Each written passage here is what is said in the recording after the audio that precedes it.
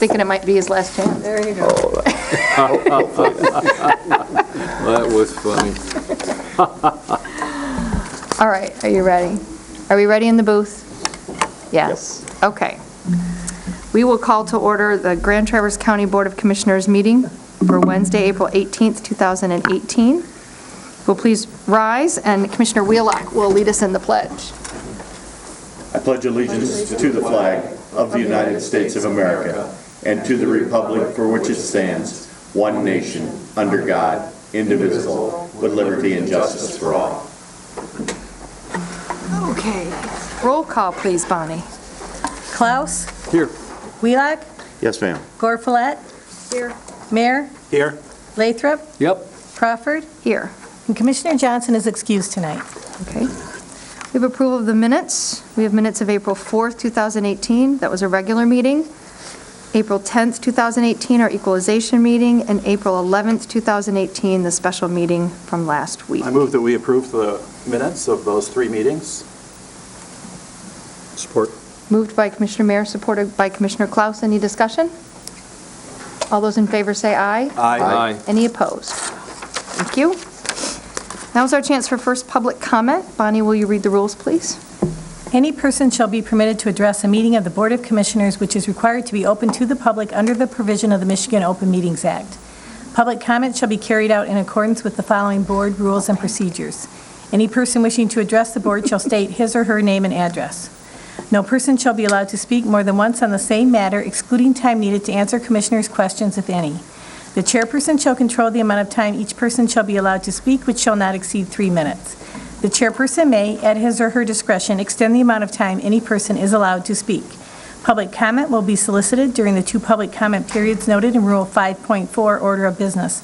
However, public comment will generally be received at any time during the meeting regarding a specific topic currently under discussion by the board.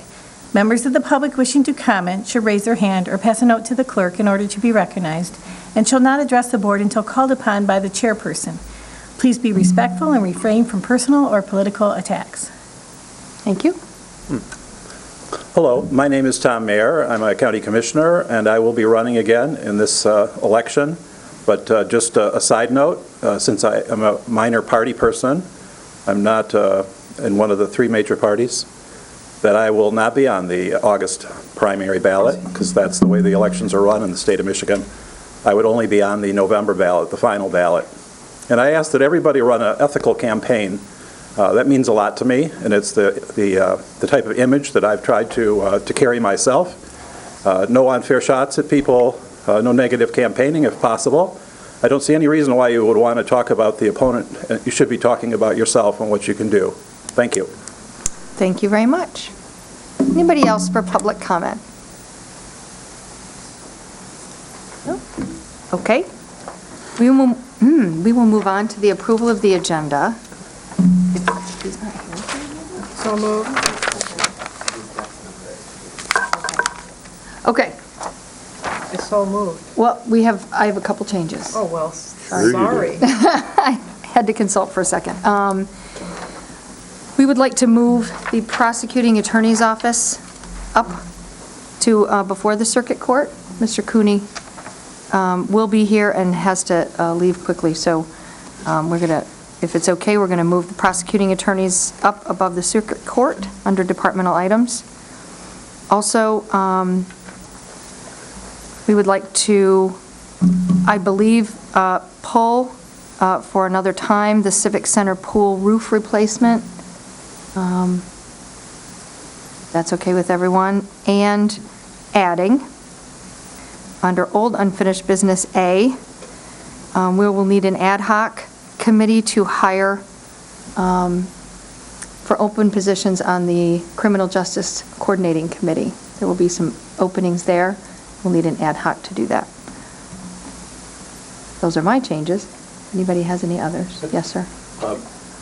If there's a memo or something that you want me to deliver to the Parks and Rec Commission, which I sit on for this group here, we're meeting tomorrow, unless you've already passed the word along as to what you want. If there's something you'd like us to discuss at our meeting, I can add that to our agenda tomorrow. Yeah, we'll let you know. Okay. Yep. Anybody else? Do I have a motion? Madam Chairman, I would move to approve the agenda as amended. Support. Moved by Commissioner Wheelock, supported by Commissioner Klaus. Any discussion? All those in favor say aye. Aye. Any opposed? Okay, we have an agenda. We will move on to the consent calendar. Bonnie, please. The purpose of the consent calendar is to expedite business by grouping non-controversial items together to be dealt with by one commission motion without discussion. Any member of the commission, staff, or the public may ask that any item on the consent calendar be removed and placed elsewhere on the agenda for full discussion. Such requests will be automatically respected. If any item is not removed from the consent calendar, the action noted, receive and file or approval, is approved by a single commission action adopting the consent calendar. A, receive and file. Number 1, Airport Commission minutes of February 27th. Number 2, Conservation District March report. Number 3, Michigan Township Association minutes of April 5th. B, approvals. Number 1, approval of hauler licenses, April 2018. Number 2, hauler license administration, rescind resolution. Number 3, fiscal year 2018 budget amendments. Number 4, March 2018 claims approval. Number 5, Administrative Professionals Week proclamation. Number 6, National Correction Officers and Employees Week proclamation. Number 7, National Police Week proclamation. Okay. Does anyone have anything that they would like pulled from the consent calendar and discussed elsewhere? Tom? Well, let's pull B2. Okay. Anyone else? Anybody from administration? Or anyone from the public? Okay, do we have a motion? Madam Chairman, I would move to approve the consent calendar with the exception of item B2. Support. Moved by Commissioner Wheelock, supported by Commissioner Gorfulet. Any discussion? All those in favor say aye. Aye. Any opposed? Okay, thank you. We have no special orders of business, so we will move on to B2, the hauler license administration, rescind of the resolution. My reason is that since we're rescinding a resolution, I thought we should separate it. It's my opinion. I'm not sure what the best method is, but, and then explain what that is perhaps. Maybe Bonnie can explain what it is we're rescinding exactly. Okay. Or the resource recovery manager, or anybody? Back in 2016, 2017, they eliminated the resource recovery director. So the duties for the resource recovery were kind of split. Iris was hired, contracted to do some of the work, and the county clerk's office was appointed to be the administrator of parts of it, which was the collection of the reports and the fees and issuing the hauler licensing. So now that they have a new resource recovery director, they want to rescind that and give that administration part of it back to resource recovery. And I believe there's, you're going to talk about the contract with Iris later in the agenda. Okay. And I just want to clarify, it was the 2016 board, not the 2017 2016, yeah. board. Yes. See how time flies? We've been doing it pretty fast. I have spoken with Mr. Schaefer as well about it. He's comfortable with what will be required of him doing that job. Okay. And we're going to meet with Mr. Schaefer tomorrow, actually, and hand it all over. I'm here if there's any questions. Hi. I'm just going to say for the record, I have a continuing concern about hauler licenses. Okay, To be consistent, I still have the same concerns. noted. Thank you. Okay, do we have a motion to rescind? Well, I'll make the motion to rescind the hauler license administration resolution. Is that how you want it titled? It's got a motion in here. Yeah. Bonnie can take it from there. I got it. Thank you. Support. Moved by Commissioner Mayer, supported by Commissioner Klaus. Any further discussion? Do we need a roll call vote? Let's do a roll call vote. Okay. Wheelock? Yes. Gore Follett? Yes. Okay. Mayor? Yes. Lathrop, Yeah. Klaus, Yes. Crawford. Yes. Thank you. Okay. I called him, he said he was traveling on 8th Street, should be here in 5 minutes, so why don't we just go to circuit court? Let's go ahead and do that. All right, very good. Moving you right back where you were. Welcome, sir. Well, welcome, Madam Chair and members. It's nice to see you all this evening. I want to thank you for taking up this matter for us. I'm Kevin Elsenheimer. I'm one of the 2 circuit judges here. I want to apologize. Circuit Judge Tom Power is at a regional judges meeting today, so he's not available. Also with me is Terry Quinn, who's the administrator of the 13th Circuit Court. She's here for any historical context that's necessary, and also because she knows the numbers a whole lot better than I do. This matter is regarding our 2 referees with the 13th Circuit Court and the Family Court Division of the 13th Circuit Court and their pay scale. We have 2 referees currently. I know you all read the materials. I won't go into detail as to what they do, but Kirsten Kylitz has been with us some time. Stacy Truesdell actually started the same week that I started here as a judge in Grand Traverse County, so she's been here probably about 15 months as well. When this position was created, ladies and gentlemen, the intent was, as I understand it historically, to keep the pay scale roughly equal to that of a senior prosecutor in this county. But at some point, there was movement away from that plan, and the prosecutors were able to achieve some additional pay raises while the referees did not. And that is, by the way, one step below the chief assistant prosecutor level, which is an administrative position and pays a little bit more. The matter has been brought to the board in roughly the same fashion from 2014 each year through 2017. And in 2018, our administrator met with former Administrator Upel, and work was done. Negotiations occurred, and they resulted in a proposal to reclassify those 2 positions from K3 to K4. There was agreement between the parties, and Judge Power, the chief judge of the circuit, did sign an agreement, which is part of your record, with acting Administrator Dorenzi at that time. Today, we seek your approval for that agreement. The result of this will be actually negative as to the overall fund balance because we've made internal administrative changes to our office, moving a full-time position to half-time, so this isn't going to cost the taxpayers any money. It is our intent to keep the half-time position where it currently is at a half-time position. The only way that would change is if we have a significant increase in workload that we frankly don't anticipate. Our workload is increasing, but we think we can manage it right now where we're at. So this one will save money.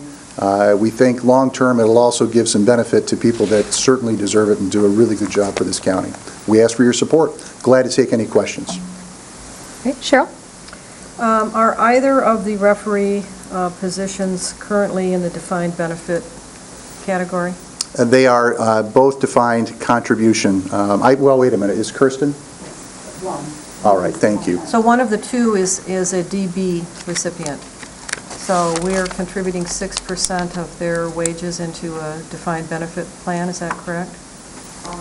This county pays 75% of her salary of that 6%. Okay.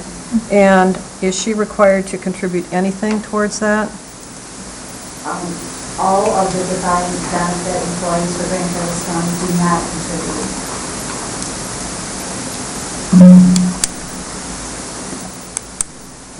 Okay. Tom?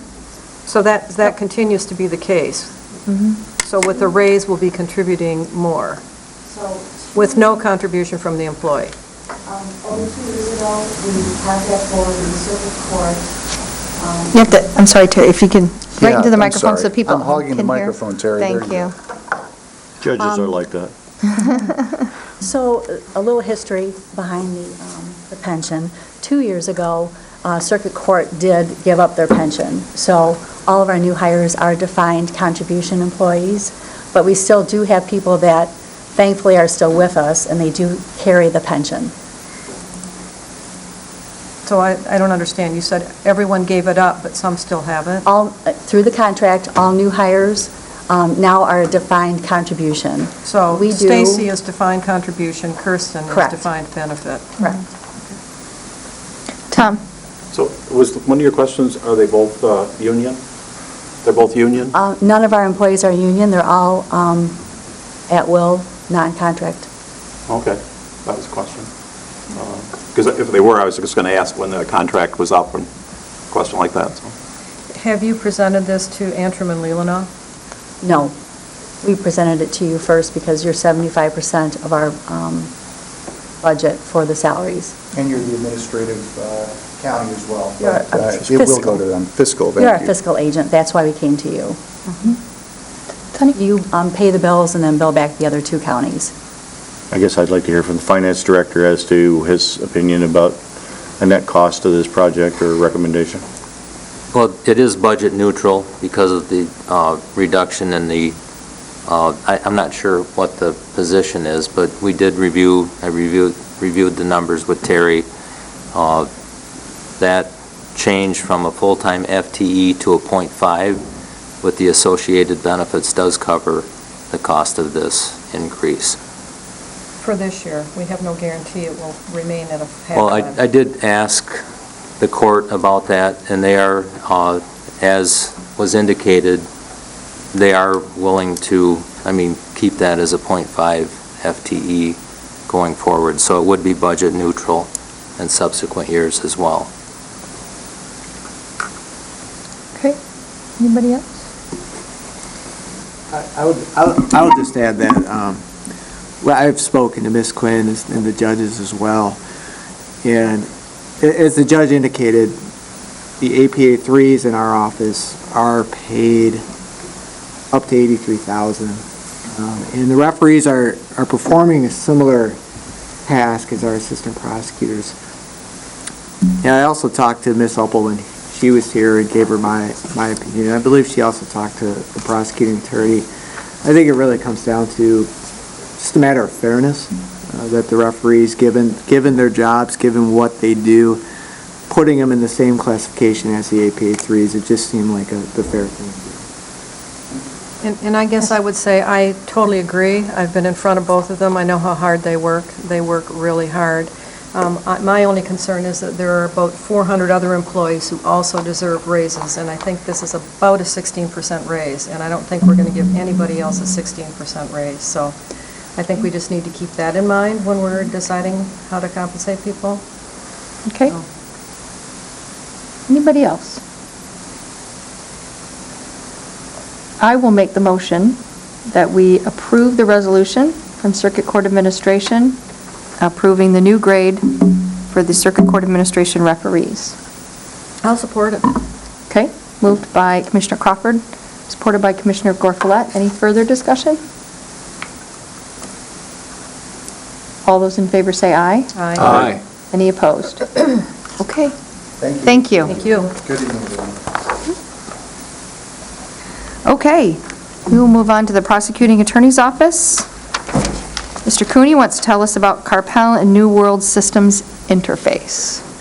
Yes, I'm asking your permission to spend $43,000 on an interface between the city and county's law enforcement software and Prosecutor by Carpel, which is our file management system.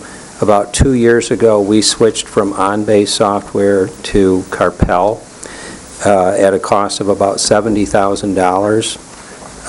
At that time, the board had approved me to spend up to $122,000, and that money was set aside in our capital improvements fund, and that was because it would have cost $122,000 for me to upgrade OnBase to the latest and greatest software that they had. We were at a critical point where our old OnBase software for the prosecutor's office was not going to function anymore.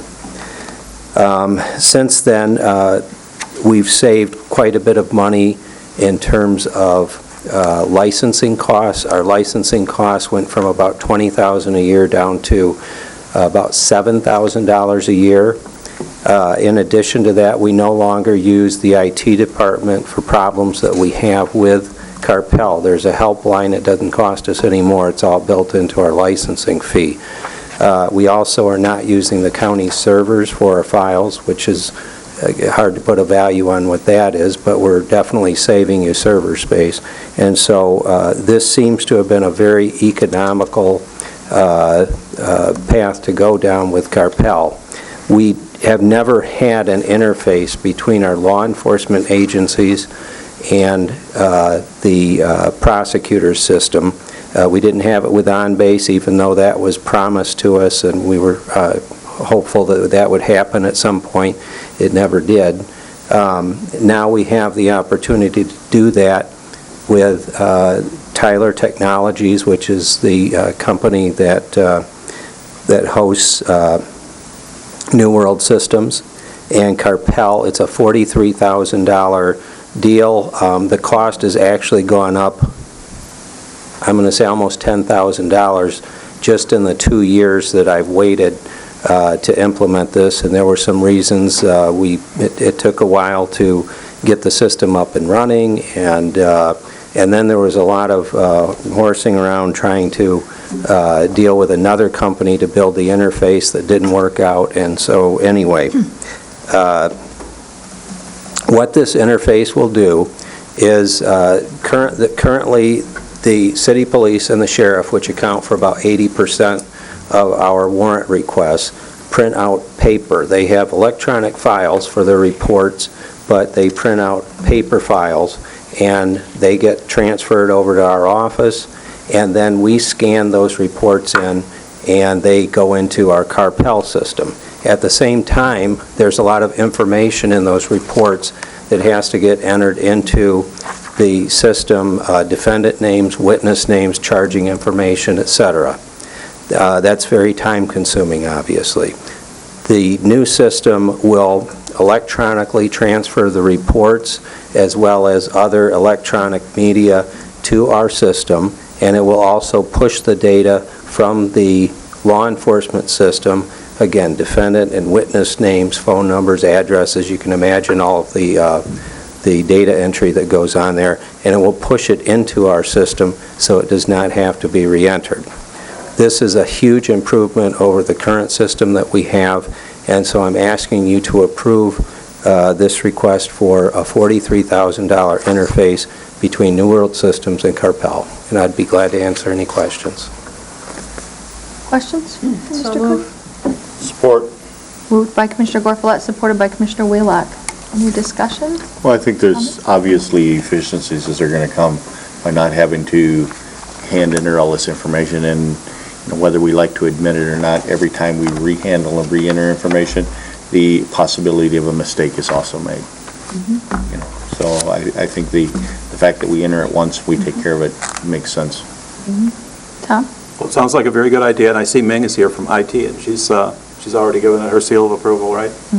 Yeah, she had some good questions for me. New World Systems is upgrading their platform, but that may be 2 years, it may be 5 years, it may be 10 years, but we were assured, we were both on the phone with someone from Tyler that assured us that that will not have a major impact on our interface, that at most there will be some minor updates that have to be made. Does a warranty come with a product like that?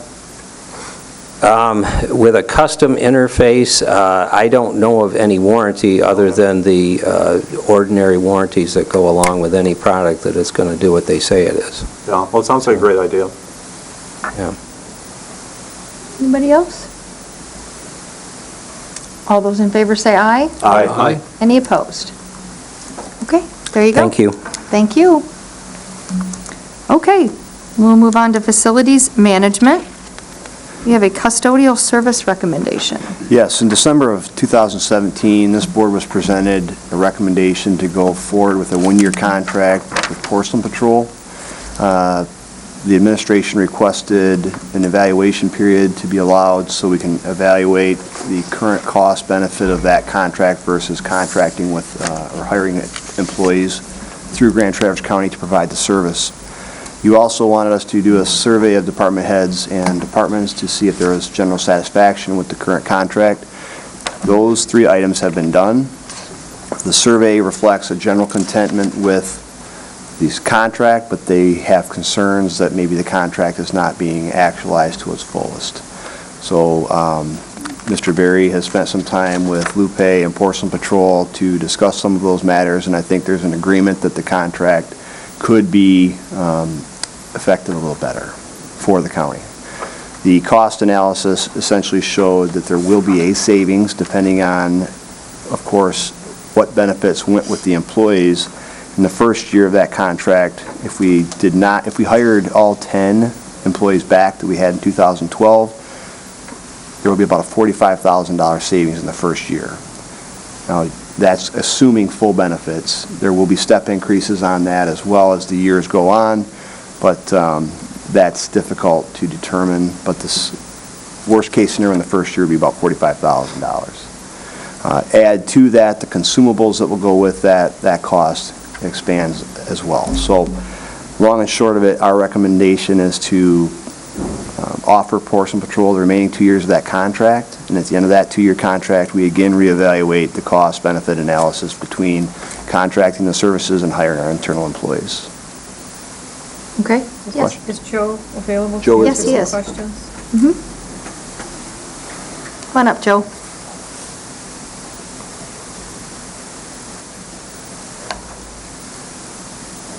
Joe, I'm wondering if you put together any sort of a punch list for Porcelain Patrol that at the end of the 2 years you'll be able to actually evaluate whether there's been improvement or positive movement, or, I mean, how are we going to know 2 years from now if things are any different than they are now? What criteria are we going to measure?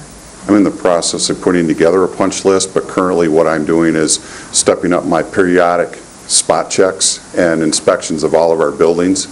So from what I find in these spot checks, I can make a punch list, and then we can get a good read on what they're doing, what they're not doing, what they need to improve. And I have probably 3 times a week I talk to the owner, Joe Siebert, giving him pictures of what works, what's not working, so we have a photo record of their progress. And is it fair to say that they're doing general, like, cleaning the bathrooms, emptying the waste baskets, vacuuming the floors? That's kind of the... That's the general. That's the primary Yes. job? Okay. I mean, they're not doing windows, they're not... Well, that's part of it too, but not on a daily basis, and that's one of the things I've been checking in with them. Cleaning shower stalls, cleaning windows, Hall of Justice. There were dust areas that I just had to make the call, ask them where they're at on that. Are they going to do that on a daily basis, weekly basis, monthly basis? Because it's not specifically spelled out in the contract as to the frequency, but that's what I'm trying to put together. Okay, great. I appreciate that. I think that'll make a big difference. It's so nebulous to get your arms around such a big contract because there's so many buildings and there's so many areas that need to be addressed. So I appreciate you doing that. Anybody else? Tom? And the cancelable part of the contract is what, how much notice on either side for either party? 90? I believe it's 30 days, it could be 90 though, but there is that termination. It's in there. Yeah, it's there. Okay. Anybody else? Okay. Do we have a motion? Move to approve the 2-year contract with Porcelain Patrol for custodial janitorial services for Grand Traverse County. Second. Moved by Commissioner Wheelock, supported by Commissioner Mayer. Any further discussion? Okay, Bonnie, we have to have a roll call vote. Let's see why. Gore Follett, Yes. Mayor, Yes. Lathrop, Yeah. Klaus, Yes. Wheelock, Yes, ma'am. Crawford. I have to abstain because there are times when I work on that particular account at my day job.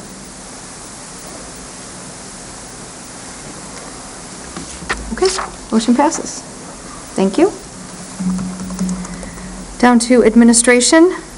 Update from our administration team. We provide you a simplified, short and sweet administrator's report, so unless there are any questions, I don't think we need to comment. Is the reference to the 2% funds, is that the total amount that Grand Traverse County received or the total amount that the band distributed? That is the total amount as a pass-through. There are county funds, obviously, in the report, but it's pass-through funds as well. Anybody else?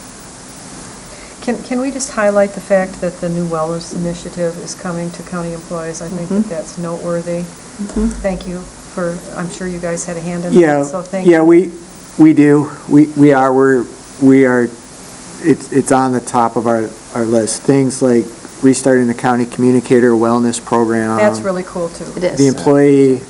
The employee recognition team. And the Y came and did a presentation to the managers meeting about a pilot program that they're excited about doing, and it's really a very cool concept, and they're going to offer county employees to participate in that program free of charge and reduced charge. So I know some of our department members are looking to partake in that, and I think that's a great partnership.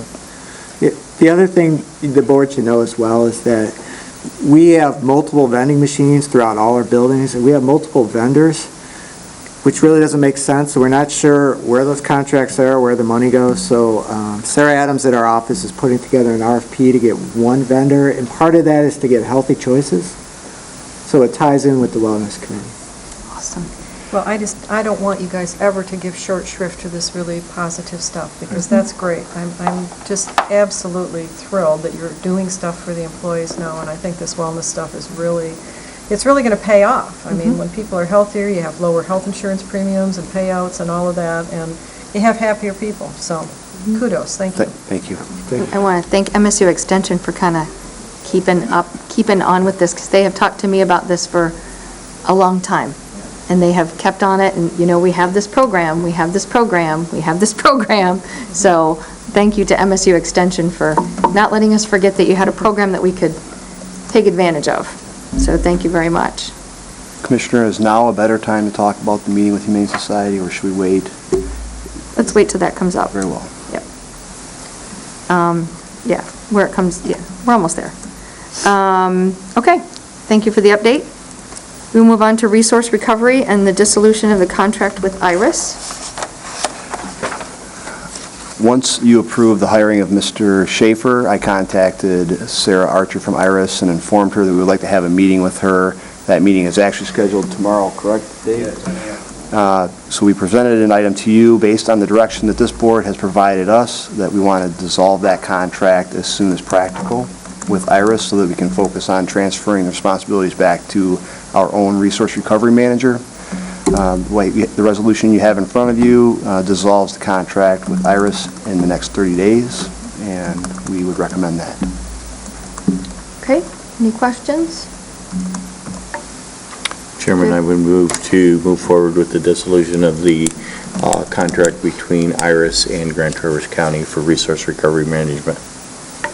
I'll second. Moved by Commissioner Wheelock, supported by Commissioner Mayer. Any discussion or questions? All those in favor say aye. Aye. Any opposed? Okay, thank you. Short and sweet. Now we can move on to the animal control millage language. And Nate, you want to tell us about a meeting that you had? Well, Or no? Chris wrote the millage language, but I wanted to inform you that part of the discussion that you should have tonight you should have this piece of information at hand. We met with the Humane Society yesterday afternoon, Heidi Yates and their director, Bill Meyer. It was a meeting that we called together to talk about the contract and some of the frustrations that Humane Society endures because of our relationship as an enforcement agency, and our actions kind of impact their operation. The Humane Society likes the contract. They want to have a healthy relationship with Grand Traverse County, but when Grand Traverse County seizes a dog and places that dog in the Humane Society, sometimes there's an angry interaction on the end between the owner of the dog and employees of the Humane Society. It was a very good discussion. We troubleshot a lot of their issues yesterday afternoon, and we are going to change some things mechanically at Animal Control to make certain that interaction is minimized, if not eliminated, and let the Humane Society do what the Humane Society is supposed to be doing, and that's just housing the animal. And that the activity and the engagement between the owners and Animal Control would be just that, between Grand Traverse County and the owner, not the Humane Society. Long run, though, you need to understand that there is that issue and that we may have to have an alternative shelter place. So Mr. Forsythe and I went yesterday to the Keystone property. I know a couple of you have as well. Mr. Berry has as well, just to get an idea what that property looks like as a possibility to move animal control there if needed. I want to let you know that that is a possibility that contract may go away with the Humane Society, but that is not something that is in the near future. Okay, thank you. Did I miss anything? Yes. No, that's... Cheryl, go ahead. And I did meet with Joe and Jamie and John and several members of the Commission on Aging who currently are using that facility to warehouse a whole lot of mowers and pickers and pluckers and all kinds of things. And it's as I remembered it from when I was a kid. I mean, it's built out of cement and steel, and it's, you know, it's there, and it looks like it could be rehabbed without a huge amount of expense. So Joe and I went through the whole building, and I'm excited about it. I'm waiting for him to do his analysis and run his numbers and whatever, but I think if any of you have the time to go out there, it would be really instructive for you to see what it looks like and what the possibilities are there. I think it could be a real win-win, especially with the Commission on Aging, too. Okay. So I would move that we adopt this language that's being proposed. We did talk about this at the last meeting, and all this is a formalization of what we talked about the last. Do we have a second? I'll second it. Okay, moved by Commissioner Gorfulet, supported by Commissioner Lathrop. Should I read it? Can I read it? Sure, For the go right public? ahead, sure. Yeah, just for the public's benefit, I'll read the proposal that will be on the ballot in November? Should we stop that? No? August. Chris, August. Is it the No, right version that it's I'm there, looking at? yeah. Okay. It's, Well, I'll read it and you can tell me if it's the wrong version. no, this is the right version. Okay. Grand Traverse County Animal Control Agency millage proposal. This proposal is for the purpose of authorizing a new additional millage to fund the animal control programs, facilities, personnel, and necessary expenses of the Grand Traverse County Animal Control Agency in the amount of 0.037 mil, beginning with the December 2018 tax levy. The estimated cost to a household having a property with a taxable value of $100,000 would be $3.70 per year. Shall the constitutional limitation upon the total amount of taxes which may be levied against all taxable property within Grand Traverse County be increased, and shall Grand Traverse County be authorized to levy up to 0.037 mil, 0.037 per $1,000 of taxable value for a period of 3 years, 2018 through 2020, inclusive, for the purpose of funding animal control programs, facilities, personnel, and necessary expenses of the Grand Traverse County Animal Control Agency. If approved and levied in full, this millage will raise an estimated $170,000 for providing funds for animal control agency purposes in the first calendar year of the levy based on taxable value. And by law, tax increment revenues from this millage will be distributed to governmental units within Grand Traverse County that capture property taxes, which are the City of Traverse City Downtown Development Authority, Grand Traverse County Brownfield Redevelopment Authority, Village of Kingsley Downtown Development Authority, Village of Fife Lake Downtown Development Authority, and Interlochen Downtown Development Authority. So that is what will be on the ballot. Yes, Tom? Is there any reason why in the first paragraph and the second paragraph, it's just different? One, the first paragraph doesn't say up to, and the second paragraph says up to. I mean, is that okay, the way that is? Yeah, I mean, that's fine. I mean, certainly, we can make that change if there is any concern. We can do that, not a problem, but We're going for in the amount of, not up to, right? The second paragraph says up to, But that we no, would I'm be saying up our to. intent was to go for the amount of The first year, yeah. .037. okay. So we can make that change, not a problem. Can I ask you a question, Dean? All of this tax increment monies, is the 170 before or after all of those are pulled? The TIF dollars? It generates 170 before or after all of the tax increment funding? It would be after. I mean, taxable value is going to change. And that's one of the benefits of, with an increase, it could generate more than 170. As we discussed at our equalization meeting last week. Which I couldn't make. Oh. That's why I'm asking this stupid question. After capture, we would net approximately 170,000 with that millage rate. So that's a net figure, in other words. Approximately.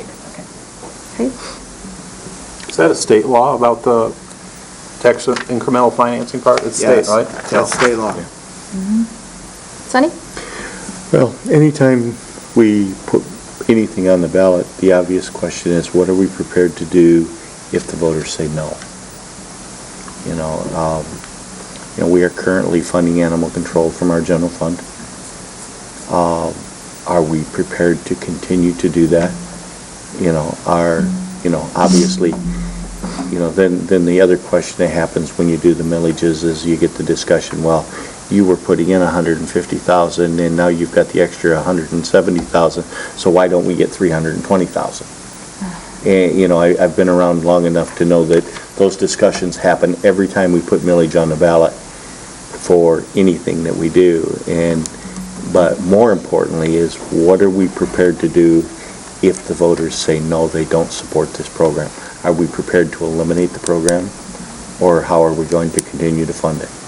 If voters don't make it a priority that they're willing to pay for, are we willing to still say that it's a priority program?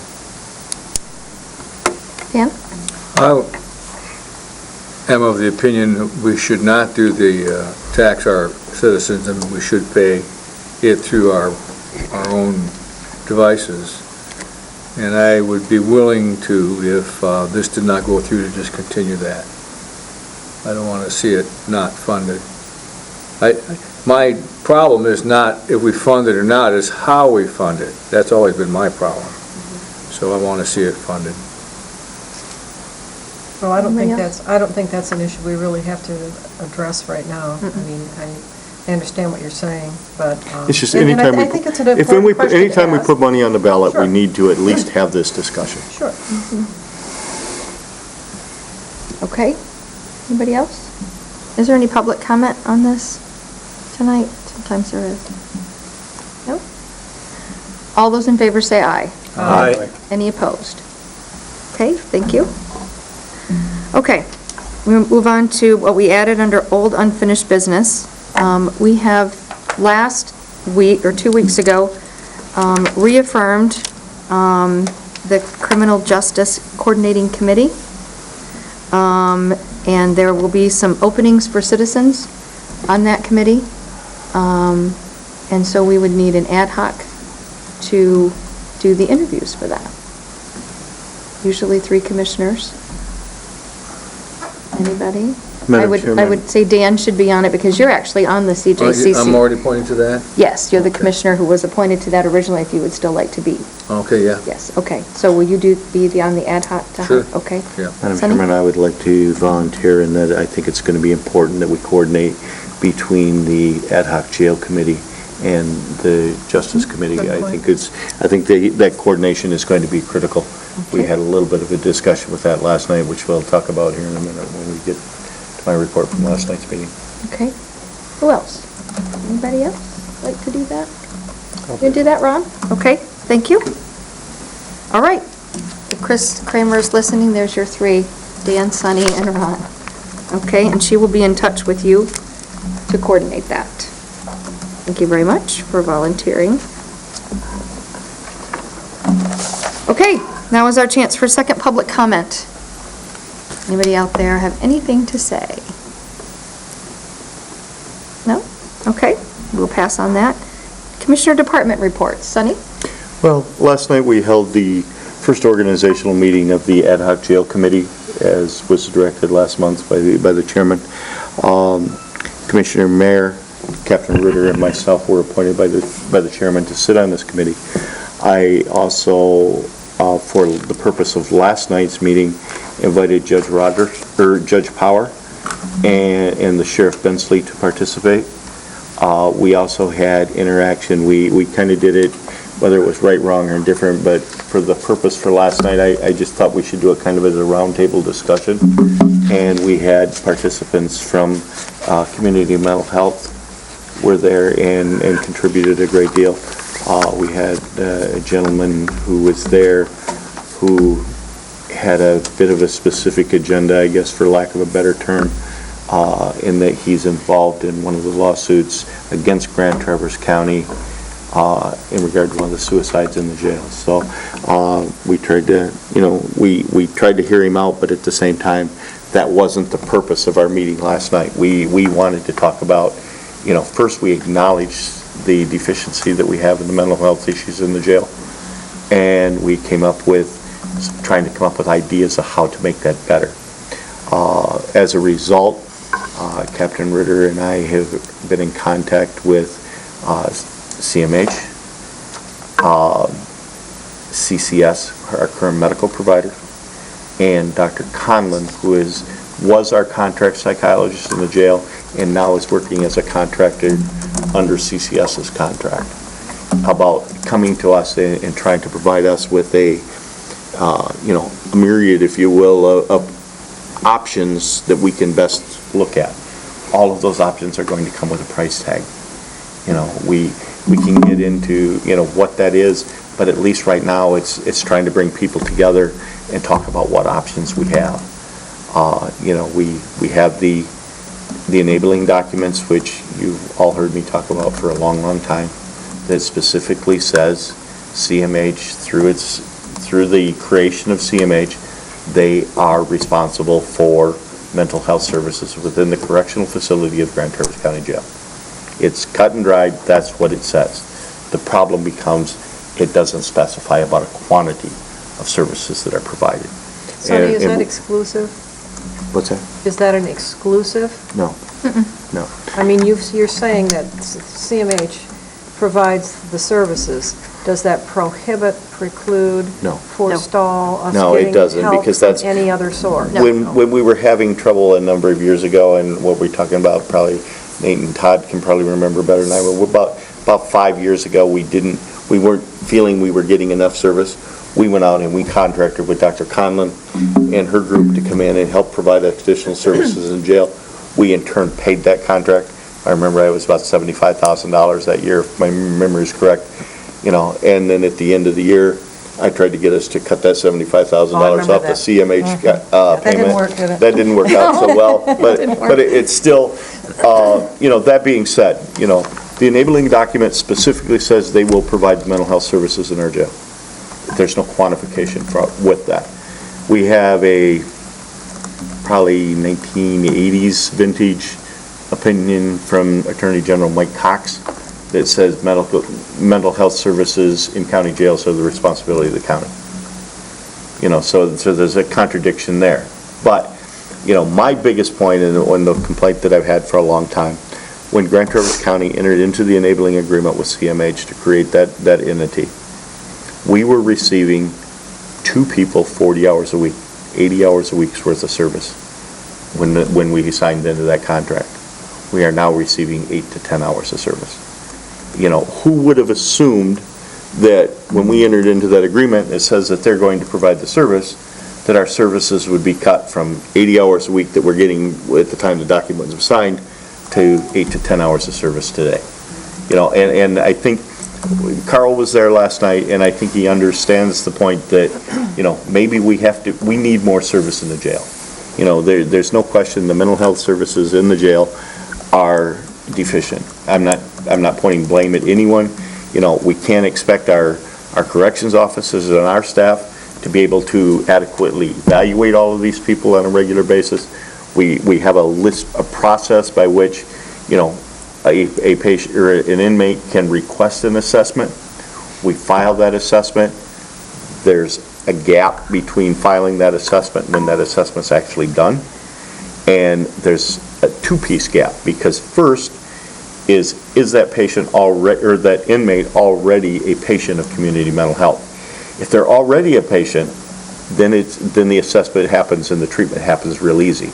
If that person is not a client of community mental health, then it's another whole thing to try to get them to become a client before CMH will see that. Now, that being said, I do want to recognize that CMH has been very good with us about what we're deeming emergent services.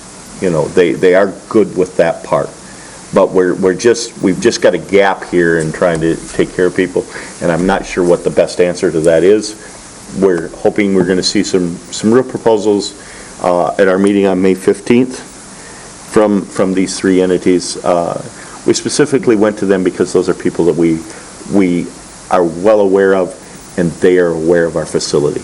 You know, our facility, just because of the nature of the facility, causes limitations of how services can be provided.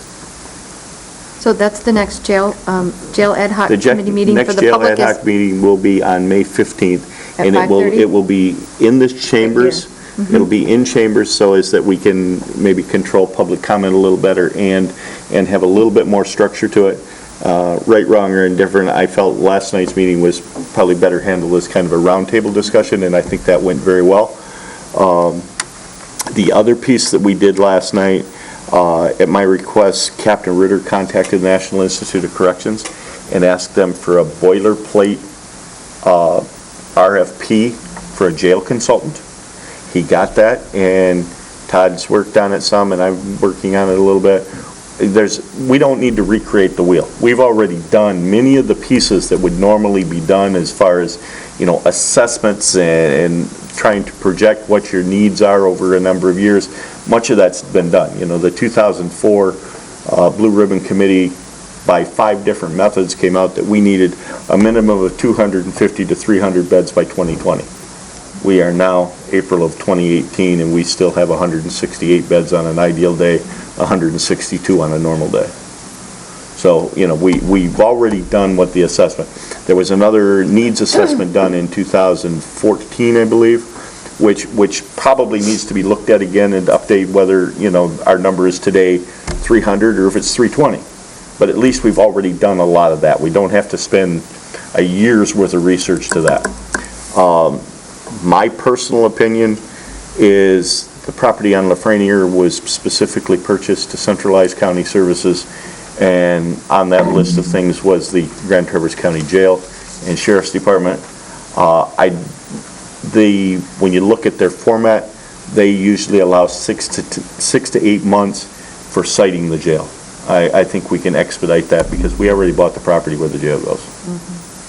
You know, so we're working on it. You know, the first piece and the most important piece is to try to evaluate and improve the mental health services in our jail. And we need to give these 3 providers at least an opportunity to bring us proposals of how that happens and how we may be able to do it better. Okay. Dan, did you have a comment? Well, just a technical question. Dr. Is it Conley? Conley. Psychologist or psychiatrist? Can she prescribe medicine? Yes. Yes, she can. Psychiatrist, okay. Yes, Just she's a wanted to know. psychiatrist. Yeah, I think that's important. And she is licensed in 57 different categories, Gotcha. you know, and Yeah. she actually stopped in my office the other day for about an hour and a half, and we talked called about a me lot the of other day, different, too. lot of different Yes. options, including, you know, possibly even looking at, you know, her and her team of nurse practitioners Yeah. may be able to widen the scope of services that they provide to us. You know, obviously it comes with a price, you know, but the thing is, if we can figure out ways to use nurse practitioners and some of those things instead of contracting a psychiatrist to be in the jail, the price tag is going to get better. We're going to have more services available to more people. Cheryl? Nate, you were there, Oh, I'm and Todd sorry. was there. Do either one of you want to add anything to that, or did I cover most of it? I think you covered. Cheryl? I was just going to say, Sonny, I hope that there'll be some exploration of utilizing volunteers.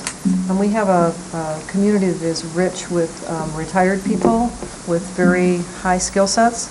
And a lot of retired people are looking for an opportunity to still be involved and to be of service. And it may be that this would be an opportunity to, you know, tap into some of those people. And I have a I hate to not look at it, especially when we're talking the kind of numbers we're talking. I have a long list of people who have contacted me about being involved in the ad hoc committee. I'm not completely sure at what level we want to do that. You know, we have the before, during, and after incarceration folks that have been here. They've contacted us, as several others have. I think I would still like to keep the ad hoc committee fairly small, whether or not. Oh, no, I'm talking about actual people who would go into the whether or jail. not, I don't want to get to a point that we had a blue ribbon jail committee that was 21 people. It was so cumbersome to try to get through it. And, but I do believe that by inviting these people to come in and participate in the discussion, I think we're going to get there. Captain Ritter, do you have something? Yeah, just to answer Ms. Follett's question. We are bringing in, before, during, and after incarceration groups to do some specific programming that is of a mental health nature. They just went through, the people that are going to be providing the program just went through our volunteer background and training the other day. So we were going through the vetting process to get them qualified to come in. And we're evaluating what programming we have now. Yeah, the problem with adding programming is every program we add is more staff intensive. So we're trying to reevaluate what we can kind of lose right now and add that's going to be more beneficial for the need we have right now with the inmates. So. Well, I think that, excuse me, I think that the, looking at a new facility, figuring out a way to have spaces that are workable, because when you have people who are incarcerated for a long period of time, from my perspective, working with abused and neglected kids and their families, a lot of these parents are incarcerated during the course of the time that they're supposed to be working a plan to get their kids back. They can't get any services in jail because there's no place within the jail for them to get services. So we really need to be thinking, very broadly about. Well, one of the comments that I made last night is when we talk about a physical structure for the jail, the cell space is such a small piece of what we need to do. It is. The 300 beds that we need as far as for the incarceration of employees, but we have Employees? Prisoners. Wow. But let us not forget our employees spend more time there than anyone else. I think that's right. And You're just a little ahead of the yourself. constraints that we have on our staff and our facilities are contributing are contributed to by the facility that we have.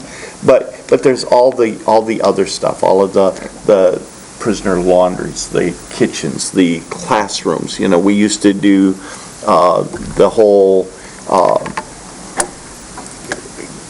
high school equivalency type thing, GED programs. We simply do not have staffing and facility to do that anymore. Work release.